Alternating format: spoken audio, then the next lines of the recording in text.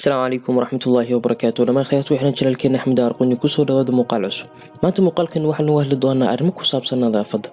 haddaba nadaafaddu waa shay qaaliya una qaaliya haddii aan nahay bini aadam.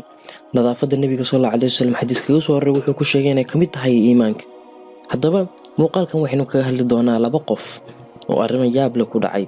haddaba ninka ugu horreeya oo muuqaalkan ku arkaysaan waxaa buux dhaafiyay qolkiisa xayawaano yaryar. xayawaanadaas ayaa ah xayawaano ka dhashay guriga uu iska hagaajin waayay iyo sariirtiisa uu hagaajin kari waayay.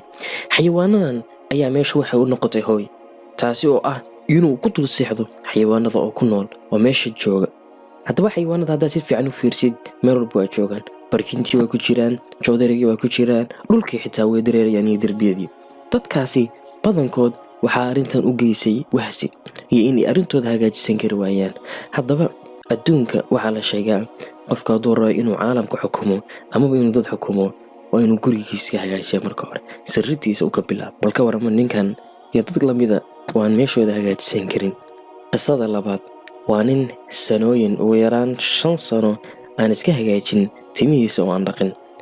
ninkan ayaa sidoo kale waxaa la dhihi karaa waxa u geystay wahsi, maxaa yeelay qofna ma raba inuu cudur ku dhasho. laakiin ninkani wuxuu gaaray heer uu timihiisa kala saari kari waayo, maxaa yeelay waxay isugu dhegeen si xun, sidii waxay isugu dhegeen laastiigga oo kale. haddii la taabtana dee waad fahmi kartaa sida uu adag yahay. haddaba ninkan waxa u geystay baa la dhihi karaa waxa weeye muxuu nadaafad xumo. arrintaana waxaa ka dhashay cudurro waaweyn baa ku dhashay. waxaan filayaa inaad fahantay waxaan ka hadlayo oo aad weliban iska ilaalin doontid inaad sida nimankan oo kale aad noqotid. haddaba insha Allah muuqaalkeeni maanta intaas ayuu noogu egyahay. haddaba waxaan ii sheegi doonaa insha Allah isbuucan wixii ka dambeeya waxaa bilaaban doona Ramadaan.